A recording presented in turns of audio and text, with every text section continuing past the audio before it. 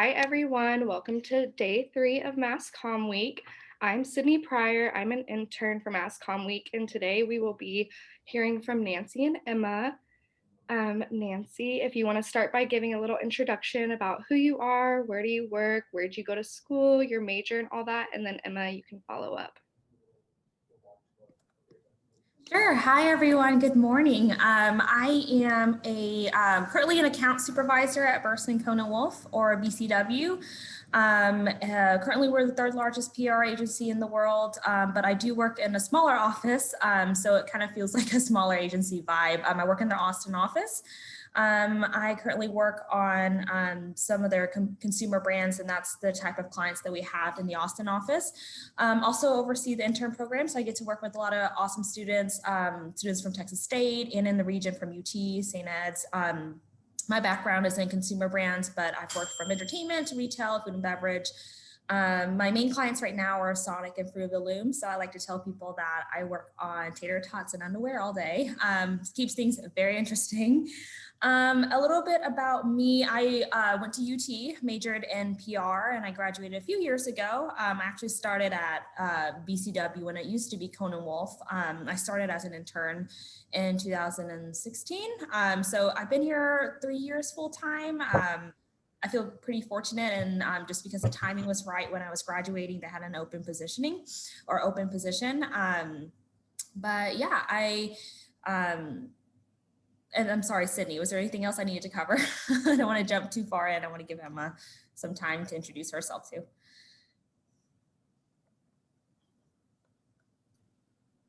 I'll take that as a you're good.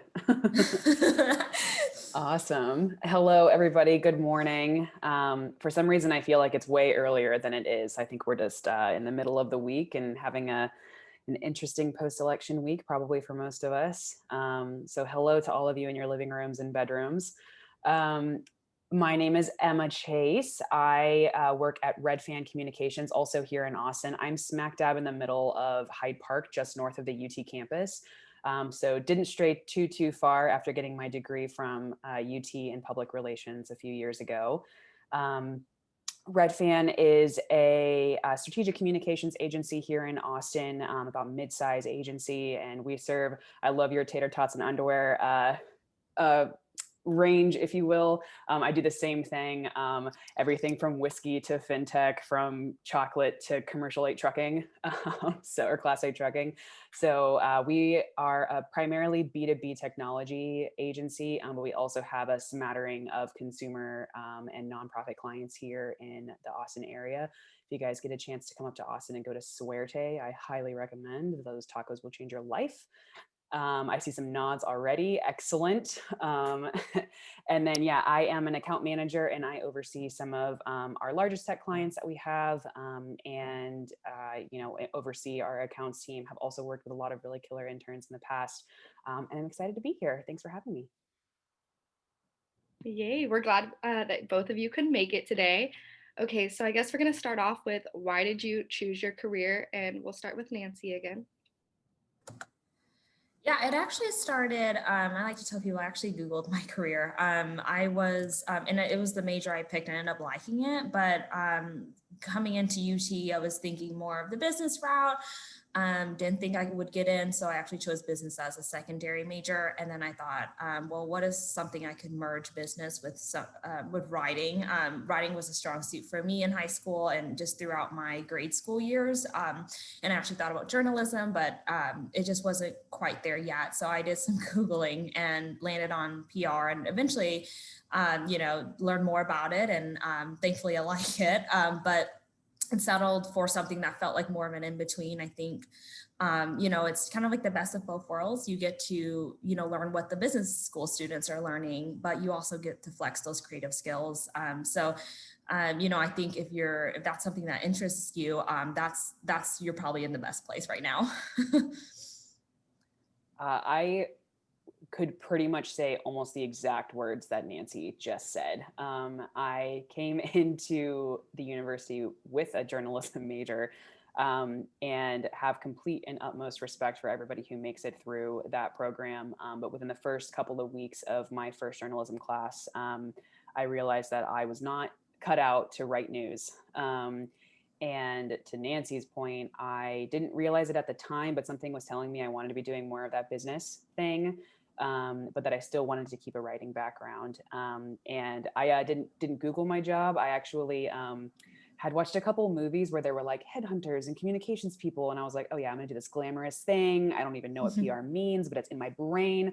And I don't know if any of you guys have had shower thoughts before, but I was in my dorm room having a shower thought, and it just like a light bulb went off, and I was like, public relations, got to take a look at it.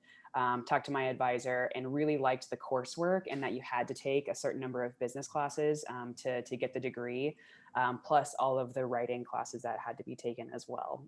So whatever blend of those movies that I was watching at the time, whatever business sense was tugging at my brain, and then just that serendipitous shower moment, that really is what drove me to choose PR, and am pleased to say that all of those things actually did come to fruition in the actual career. So you do get all of those things in the end.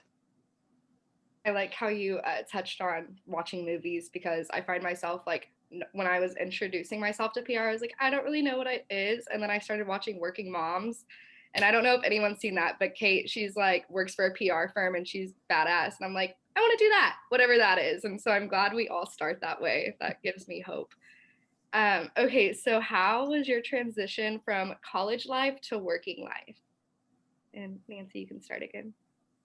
Yeah, I'd say it was thrilling, but it was tough. I see this a lot in even interns, and I'm so happy. Like, I love to see it, but just coming out of college, I was so hungry to prove myself at the agency, and I still feel like I have that in me.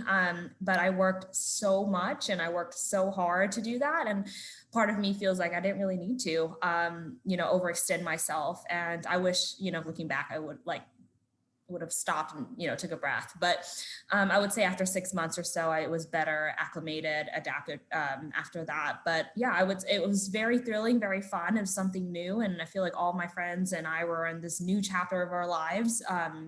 We had just come off from graduation, and but that's not to say it wasn't tough, and that there was a lot of work, and I'm sure you guys have heard that it's not a 40-hour week job, but you definitely felt it, for at least for me after graduation. Yeah, that's certainly true. I'm sure you guys have all heard all of the agency cliches, and a lot of them really do hold true. And I'm sure Nancy feels this way as well. But it really comes down to who you're working with that are going to really shape the experiences that you're going to have when you come out of school, which is the primary reason why I chose to apply at Redfan. Is that I felt, and it is as simple as that, it felt like it fit. And I really, really listened to that instinct, and realized that was something that I truly valued, was people around me, and that made the transition very, very easy. I say very, very easy in that I had a support group around me, and now the actual work and learning how to do all the other things you have to do when you get out of school, those things had a learning curve, and I am not even going to begin to say that I'm off of that learning curve.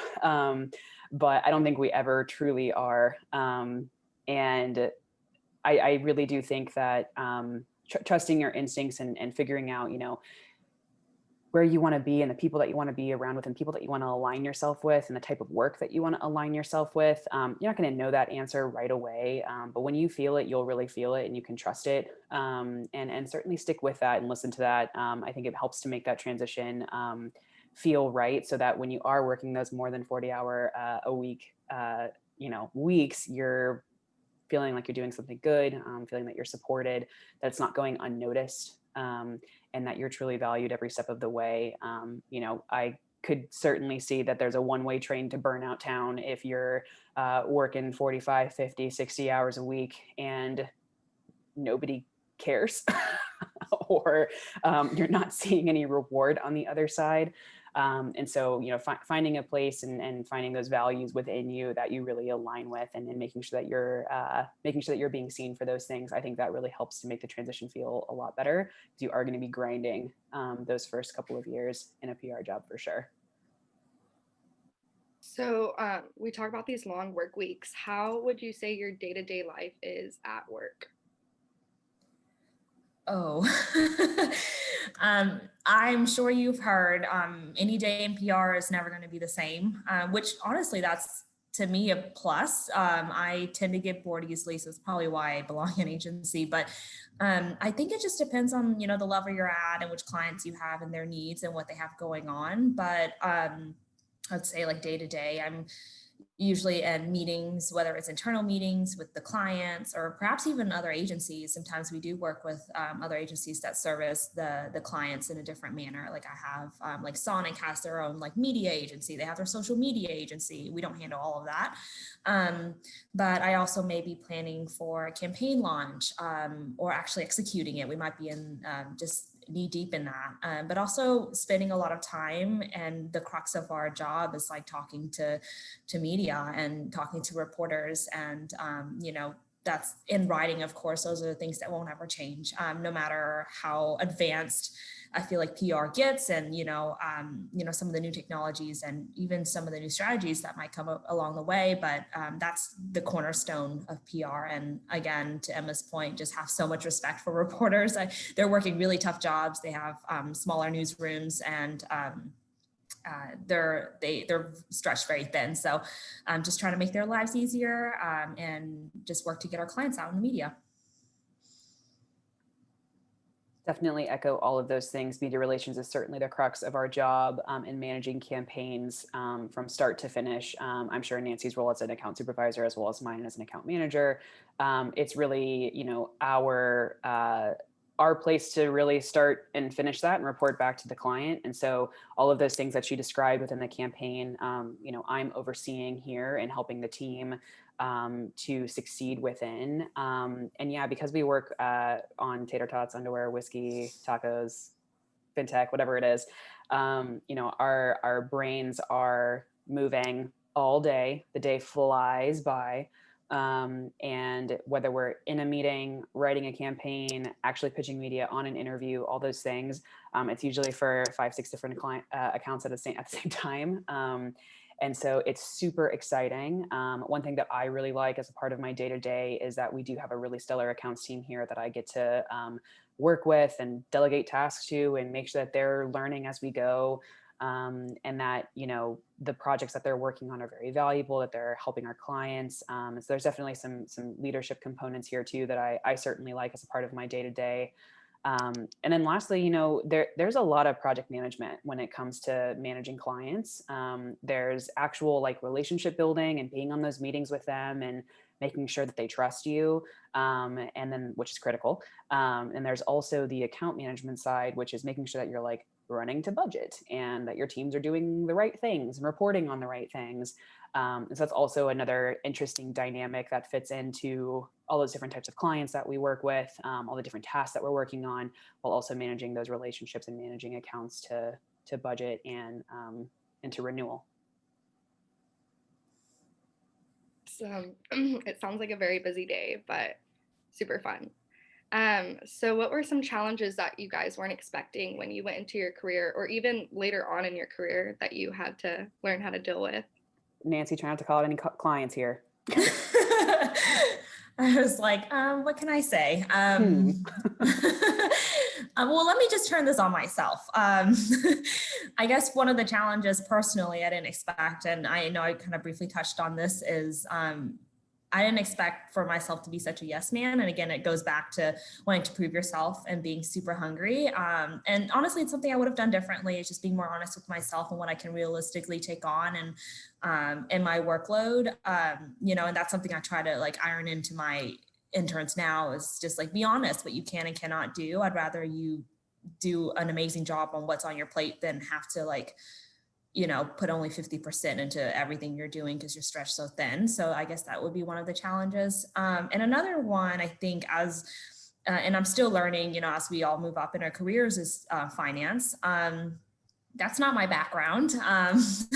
Numbers are, again, I went into a background with writing. So numbers are not not my forte. So, and while Excel is, but it's, managing budgets as they get larger, and you go from like maybe a campaign budget to an overall account budget, and there's different working pieces. I think that's something that I'm still learning. So that to me is still one of my challenges that I'm working through. Wow, when you said that you were a yes man, I was like, oh my God, I'm looking in the mirror. So and again, not trying to speak for every single person here in this room right now. There are almost 100 of us here. But I'm gonna make a sweeping generalization that most of us lean toward extroversion. Even if you're an introvert, you probably have some extroverted qualities. You wouldn't be in PR if you didn't like people. And there are certainly channels through which in PR you can go and you can be in the background. You don't have to deal with people. That sounds like a great place to be. But most of us are choosing to be in a job where we have to interact with people all the time. So I didn't, and we have this cool tool that we use here at the agency. It's called a DISC profile. It's kind of like doing the Myers-Briggs, but in a workplace and professional environment. And when I got that report back, I was like, oh, that's why it's so hard for me to have these clients that are pushing back or providing feedback, or I was always in team sports and had a coach, and was always willing to have somebody tell me what to do, all those things. But I really want these people to like me. And that is not what it's about. That certainly matters. Building trust certainly matters. But every single day I struggle with, they don't need to like you. They need to see you as a resource. They need to respect you. And commanding that respect in the room, driving to strategy, all of those things. That has been a huge, huge, huge challenge for me. And of course, in the beginning, it wasn't just getting my clients to like me, it was getting all my coworkers to like me. And to say yes to all the things so that they would see that I could do all the things, look how amazing I am. And again, that's how you just hop on that train to burnout. And so really being able to be very introspective, and really finding the cool ways to balance your personality with different clients, because, Nancy and I both are working with a handful of clients at any given time. Within that account, there's going to be different people that you're working with, who all have different personalities, preferences, tics, whatever it may be. And so figuring out how to, have confidence in yourself to be able to be in those meetings and not get not feel like you're getting shot down, or letting your confidence shake. That was something that I didn't even realize was going to be a thing. And then that first time a client delivers you some pretty hefty feedback and you're like, oh, you just have to be sure you're not defining yourself by what a client is telling you.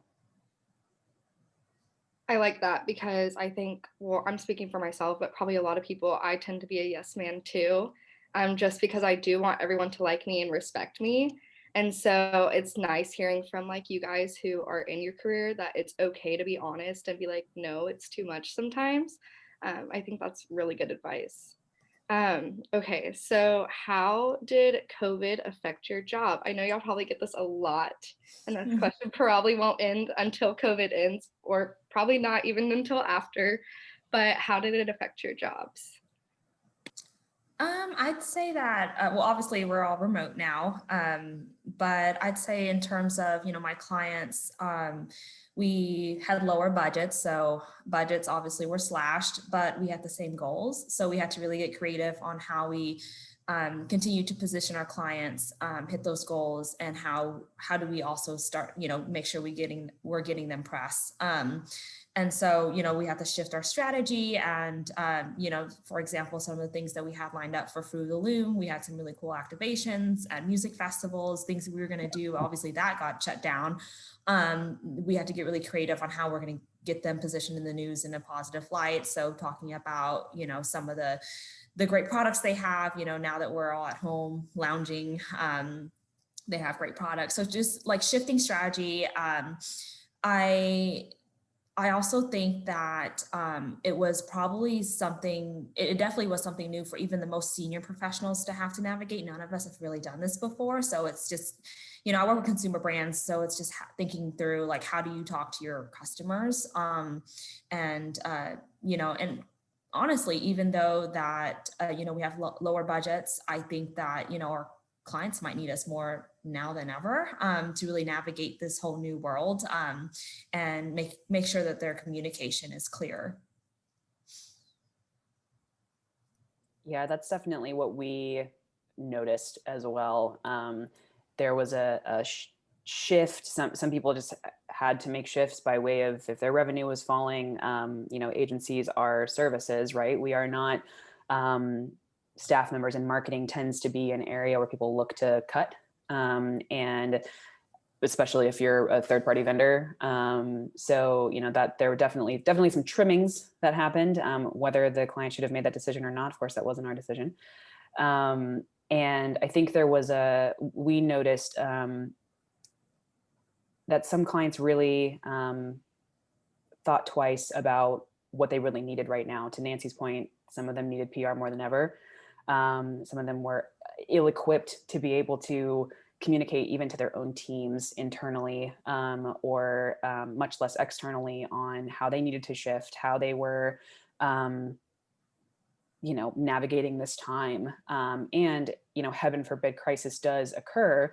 We are in the midst of global pandemic. If people are getting sick, if you have an external facing business where you could be exposing people to COVID, all of those things had to be thought through, and they had to be thought through very, very quickly. And we work with a couple of local businesses here that see patrons. We also work with companies that have more of a global reach that couldn't travel anymore. We saw a lot of people lose access to events, which is where they do a lot of their sales. So again, just kind of shifting revenues, therefore shifting priorities. But some doubled down on their communications and saw, I think, some good benefits from that. One thing that I am definitely taking away from that first phase of COVID is that those who had really strong internal communications, which is something that we certainly help our clients with, were able to build that trust as all of their teams were going remote.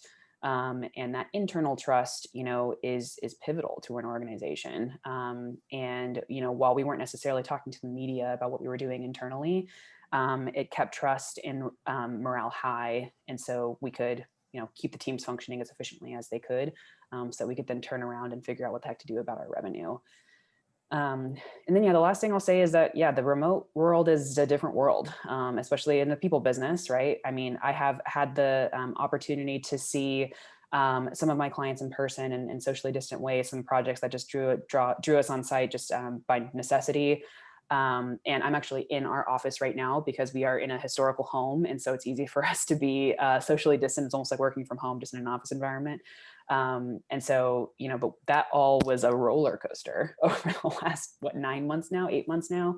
And so we're all just trying to figure out how to be humans in a world that completely shifted. So. Well, thank you for that. A lot of changes. And definitely people are going to have different social skills when we come out of this, which is going to be interesting to see. So how has your field changed, and where do you see it going since you've been in it and down the future?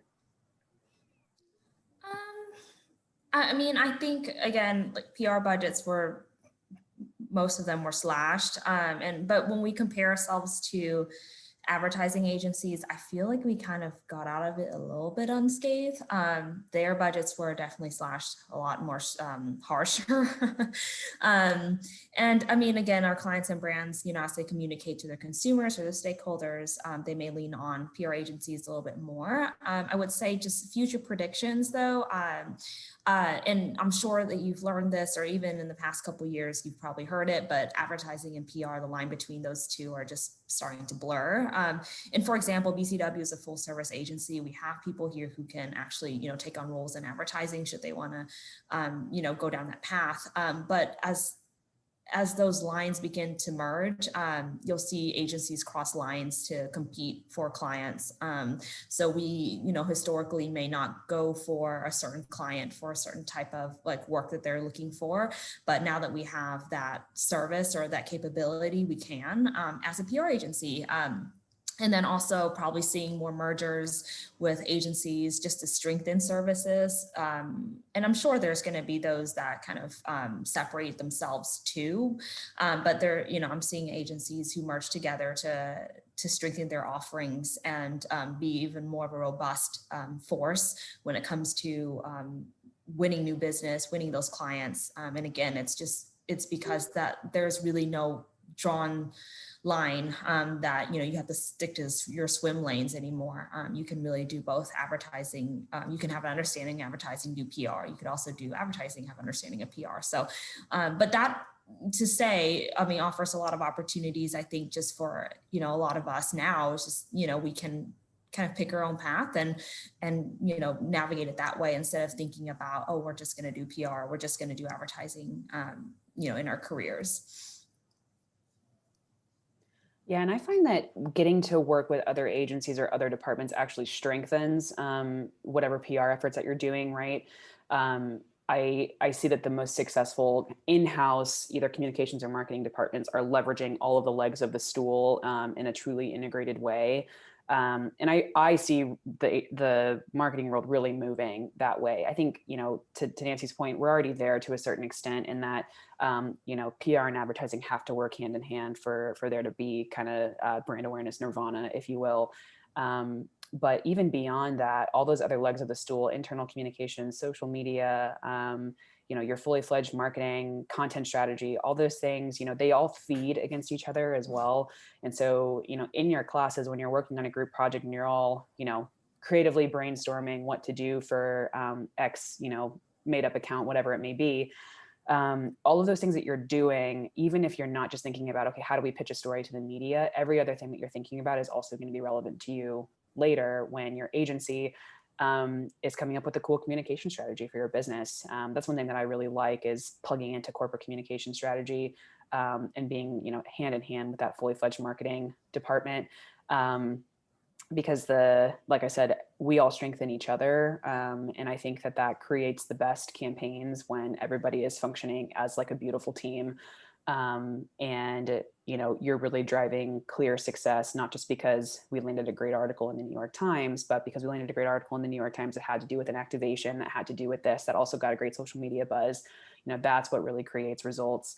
And so I think we're going to see more and more really cool, very creative, integrated campaigns, big and small, for our clients, big and small. Awesome. Who has been your favorite brand or client that you have worked with? That's really tough. I feel like I have some of my favorite campaigns, and then I have some favorite clients. I think overall, probably my favorite client I've gotten to work, or brand I've gotten to work on, is Sonic, just because I grew up eating Sonic, and I still eat it to this day. But I think just the combo between just having great clients, those who just love the brand so much. They're drinking the Kool-Aid or cherry limeade over there. And I am too, but also working on, some of their national marketing strategies, or making sure PR has a seat to that. And just because they release so many new menu items, you just feel like you're always on this like wheel of like, there's something new I get to work on. And just been able to do some really cool stuff to promote that.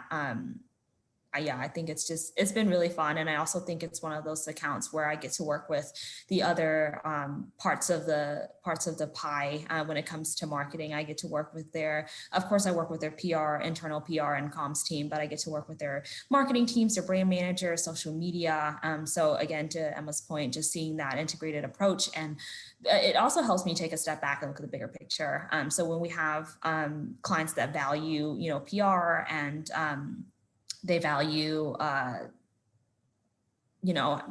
opinion and our counsel, it just makes things a lot easier. But the brand in itself is just a very fun brand to work on. That's a great point. There's really fun campaigns to work on, and they're really fun people to work with, and brands that just get it. And that make every day just a pleasure to get on those client calls. And, they're giving you ideas, you're giving them ideas. It's a true partnership.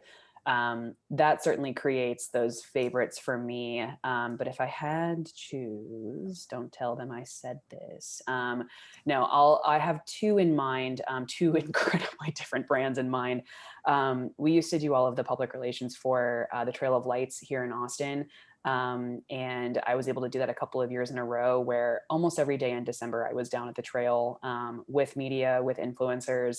And that was where I felt like a lot of my skills really sharpened, because when you're on site, literally holding the hands, maybe not literally, but figuratively holding the hands of the media, you just learn how they work, you build great relationships.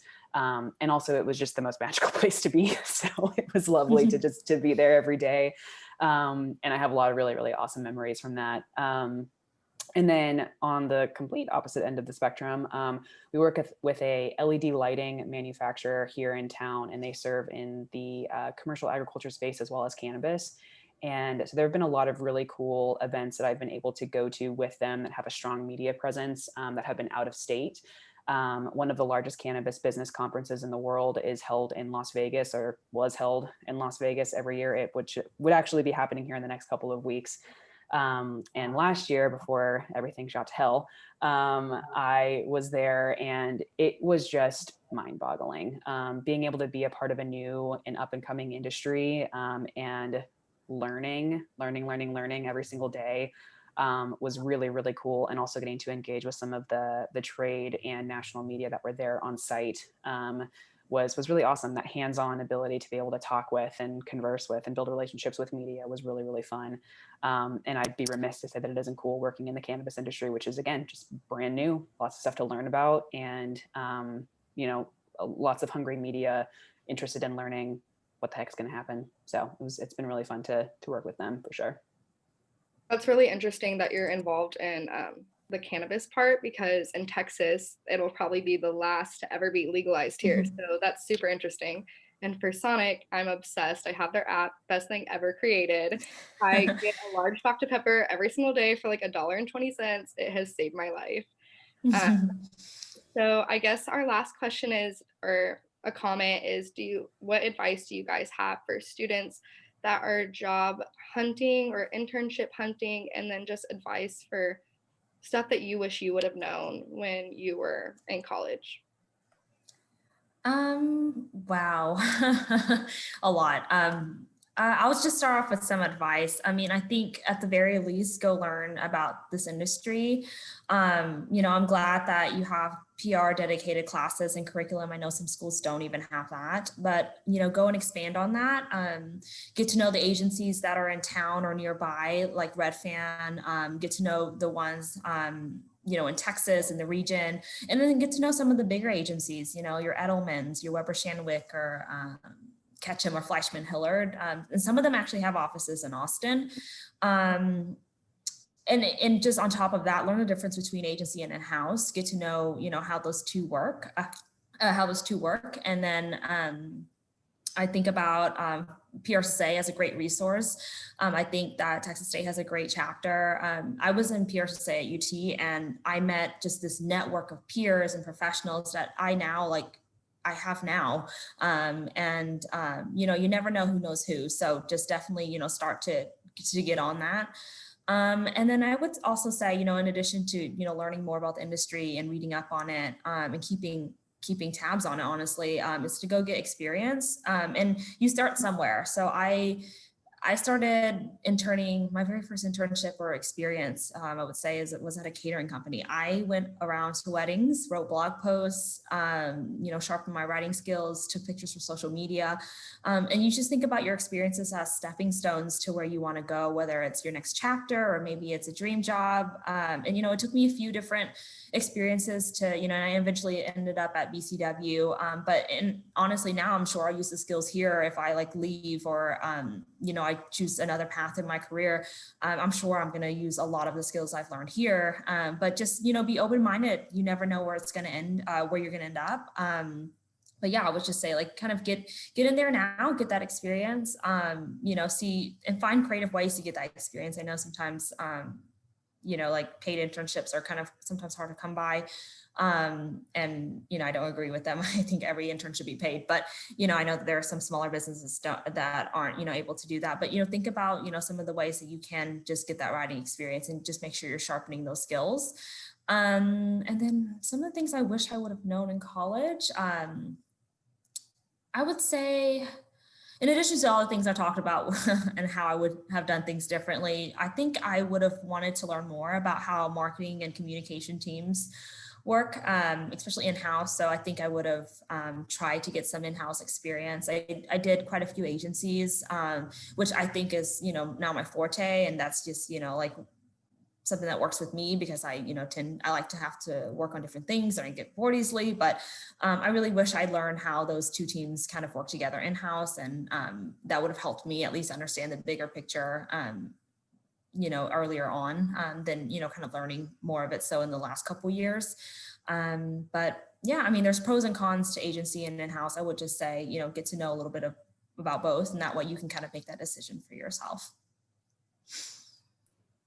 Yeah, I'll start with the second question to echo some of what Nancy just said. I think finding somebody who is not necessarily a public relations mentor, but also a marketing mentor can help you to get some of that insight into that in-house versus agency world. It's likely that if you find somebody who's later in their career that they've either been an agency or have worked with agencies in an in-house capacity, and they'll just have that kind of bird's eye view of what the world looks like. And I completely agree that information is invaluable. It makes you a better account person when you can just start to learn what the challenges are of the person on the other side of the phone, beyond just what they're talking to you about that day.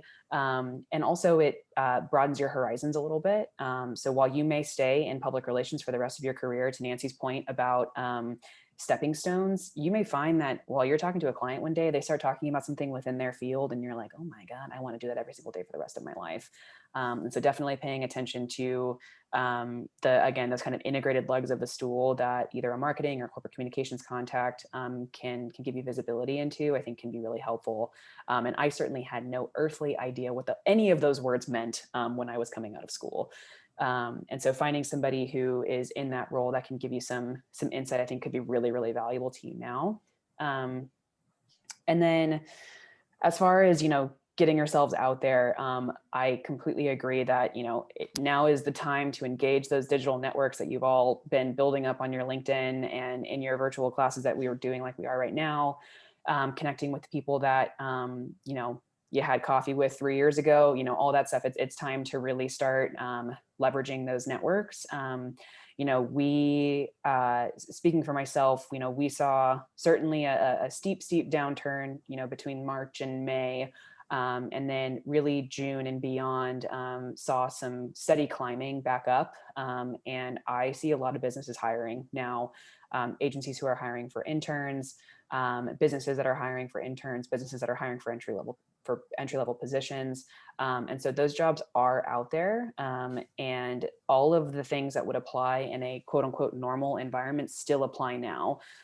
So whatever your digital presence looks like, your resume, those cover letters are going to be critical now, because there isn't an opportunity for you potentially to drop a resume off in person, or maybe even to have an in-person interview. I hope for all of you that you can have a socially distant, safe in-person interview before you make it into your first job. But in the event that that can't happen, making sure that your digital persona is truly, truly buttoned up. And then also echoing something that Nancy said, really think about those stepping stones. If you have a job right now that you really like and you're kind of like, yeah, but it's not really related to my field, don't think about it that way. Think about the skills, the hard and soft skills that you're learning right now that are going to be able to be applied later, and use those to your advantage. If you feel like you're in an adjacent role right now and you're going to try to go get an agency role and you're like, oh, they're not going to like me, I don't have any of this experience, you'd be surprised how many soft and hard skills are gathered in weird, random, odd jobs. I did not have a PR related job until I was a senior in my spring semester, and it was at Redfan. So, but I brought all of the other skills from all of my other positions into those interviews, into those days. And then I just opened up my brain and said, fill me with information, people. And so also express that you're hungry to learn, ready to learn, show that you do have an understanding of the industry, like Nancy was saying. And then, set your sights on learning as much as you can, even in this digital environment. We're all doing it. We're all operating in it. So there's a job to be had. Just make sure those digital personas are in tip-top shape, and that you're really showing your true colors as much as you can through a Zoom screen. Awesome, thank you. So we're going to open up the floor to Q&A. So if you guys want to send questions in the chat, or you can raise your hand and I'll call on you. You can find the raise hand button by going to participants and then it's at the bottom. But I already have a couple questions in the chat. So, as a non PR major student, what should be the biggest thing that I learn in this class? I think media relations. I feel like that's such the crux to our jobs, and you don't necessarily have to do it, but you just should understand how we work with media. And how they work with us. I think that's very important, that you may not get in other classes. Sometimes you don't even get it in your classes. You learn it outside of your curriculum. But I'd say that's something that you should definitely get to know, especially as it pertains to PR and some of the cornerstones of what we have to work with. Yeah. Sydney, remind me what class we're speaking to. Is this just like PR 101? What's the? Yeah, it's intro to PR. Okay. Yes, I didn't know a dang thing about media relations. Curriculum just did not follow that. And there's really no way to learn it unless you're actually doing it. And so that experience, either listening to webinars, listening to professionals like us who are talking about it, that's going to give you that window. But definitely if you're an intern, ask them if they let their interns pitch. That's a huge, huge, huge asset. You may not be pitching the tier 1 person at the New York Times, or you may be. You have to learn it. You gotta learn it somehow. And so definitely ask in those jobs if you're going to have the opportunity to pitch. And then also I would say AP style. Your writing skills have to be, almost to a journalist caliber. Actually, not even almost. Has to be better than a journalist caliber. Right? You don't want to disappoint a journalist by sending them a pitch that has a comma in the wrong place. Or that has a word misspelled, whatever it may be. And you're writing press releases every day that go right into the hands of journalists whose job is to write perfectly. And so if those skills aren't sharp, then you'll be at a disadvantage for sure. Awesome. So Nancy, you mentioned earlier about the difference between small agency and large agency. Can you kind of expand on that? I probably can speak from a larger agency standpoint. I think Emma could probably speak to having a more localized agency. I think in a big agency, you have all these, great resources at your fingertips. You have a very large network that you can tap. Might have someone, overseas who's worked on a certain client that, could help inform some of my clients. I sometimes reach out to, let's say I'm working on Sonic. We also service other clients in other offices like Chipotle that I can learn from, or even overseas, as I mentioned. So you have that kind of network that you can work with, and those resources. I also think that, in large agencies, sometimes you can feel like a little fish in a big pond. Thankfully, I work in a smaller office where that doesn't happen. But, sometimes if you're in New York City and you're in an office with 200 to 300 other people, I think that, sometimes you can feel a little bit, small. But however, if you're just somebody who's hungry and you're willing to prove yourself, and you're wanting to put yourself out there, that's something that wouldn't be impossible. And some people love that kind of environment. They thrive in having a lot of people around them. Again, we may all be extroverts. And some people prefer to have a smaller workspace. I would say, though, at least what I've seen at my agency is, the route to, moving up your career, and even like promotion cycles, actually an agency over in-house. I think in agencies, you may see more promotions more quicker, the way the levels work. That's not to say that, you are more or less talented than somebody in-house. But I would say, yeah, for a large agency, that's somewhat the experience I've had, and you get more opportunities to work with cross agent or cross office as well. And I think some of the clientele can sometimes be larger clients because they simply can't just afford larger agencies. And so you end up working with some clients that you may already know of. But sometimes there are some gems I know from like local or even like regional levels that I'm sure Emma has worked with too, that she can probably touch on. Yeah, I mean, I echo what Nancy said there. I think the the smaller the team, the more exposure you're going to have to the direct one-to-one client relationships. And the larger the team, the larger the agency, just the more structure there is internally, that's going to, that's going to not necessarily keep you from speaking with the client, but there's just going to be more people and bodies working. And so you're just going to have a slightly less exposure to working with those clients every day. But to Nancy's point, if you're hungry and you're showing that initiative and you're showing that drive, I think the agency world, big or small, is a place where people recognize that energy and want to see that, and will value that and promote based on that. So I definitely think that despite the size of the team, your hunger and your skills will be valued, and at a small agency or a large agency for sure. And I do want to add on that. I think at a smaller agency, and I might be wrong, but from what I've kind of learned and heard is that, to that point, you may wear more hats. So you're able to gain more exposure perhaps quicker at a smaller agency. There's definitely pros and cons to both. Yeah, definitely. Yeah, the types of clients are also a critical difference, right? So I don't get to say that I worked on Sonic, right? And so those are like super, super cool experiences to be able to work with those national brands, and to have that cross state or even country experience, because you have those multiple offices within those bigger agencies. That's super, super cool. And people who have come to Redfin who have been at previous agencies have certainly touted those as benefits and advantages for sure. Cool, thank you.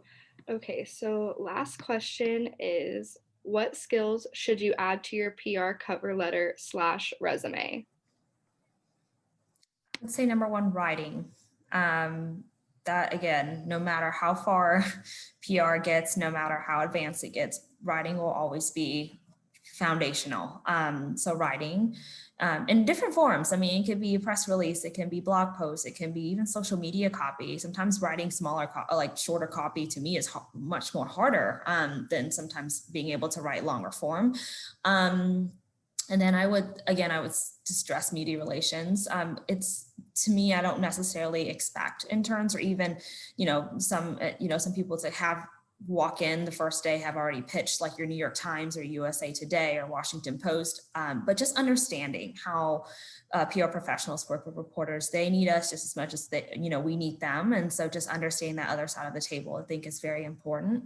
But yeah, I would just say those two things. And, of course, some of the other soft skills as well is just, being proactive, being a good communicator. Those are things that, I think will be instrumental no matter where you go. Couldn't agree more.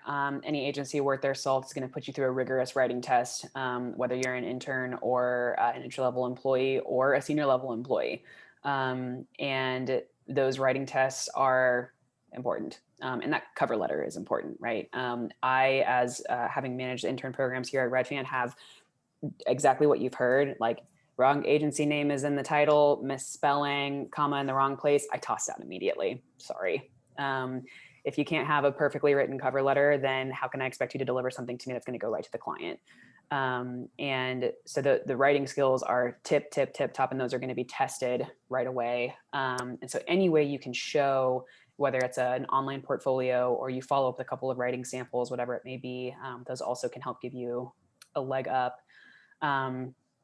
And then on the like hard technical skills, we're at this point in time, I think we're all pretty aware that everybody's going to have some level of proficiency in like the Zooms and things like that. The full Microsoft Office, all that stuff. You can certainly list those things. That's kind of like table stakes now. If you do have other agency experience or in-house experience where you've got exposure to monitoring tools or social listening tools, whatever it is, it's always really nice to see those names dropped. We're all pretty much familiar with all of the other tools out there. So no matter what you've dealt with, it's cool to show that you have some experience on the reporting side as well, because it'll also probably be a critical part of your job in an entry-level role. Mm-hmm. And I would like to add, sometimes, you may have used a tool that maybe I haven't used, but I may know that it's a monitoring tool, a reporting tool. So, and it might not be a tool that we use, but it shows that you have been able to jump in and learn a new tool. So that means I can teach you our tool and you'll be able to get it. So I think that's very important. So like especially if you learn Cision, if you know Cision, like throw that in there. That's definitely one of the most used tools, or muck rack, when it comes to media relations. And I think they also do trainings too, even if, you may not have access to it. I know sometimes some agencies use other tools, but just knowing, how to use that is great. It's not a must, but if you do have it, definitely flex that. Yeah, that's a great point. One thing I want to add, Sydney, before we stop, one of the first questions here in the chat from Keegan is project management a key piece in PR? And I would say 100% yes, especially if you get into more of an account supervisory role. There are literal projects that need to get done and tasks that need to get accomplished and deliverables that need to get out the door. And so there is a certain level of just like, what are the steps? What's the process? How do we get through it? Streamlining those processes to make sure that you're more efficient. The comment that's below that about project management being referred to as account management, I do agree with that, but I also will say that the difference, a potential difference, is that account management is also like sticking to budget. And so while project management has to fit within account management really refers to making sure that you as a team are operating efficiently within a budget, and that, once you get to the end of a contract, you're renewing and you're expanding, all those finance things that Nancy was talking about before. And if your project management within the account is all over the place, then you guys are operating inefficiently. You're wasting budget, you're wasting time, you're going over budget, you're way under budget. Those are things that are critical to making sure that account management is a success. And I love project management. I'm a process person. And so if you're that person in your group that's always in charge, I'm looking at you. Thank you, Emma, and thank you, Nancy. This was really awesome and educational, and I think the students learned a lot. So thank you for coming and participating in Mass Comm Week. And then for everyone else, don't forget to look at our schedule at Texas State spelled out, mcweek.com, and you can find the rest of our sessions there. And we hope to see you guys at the rest of them. Thank you guys so much.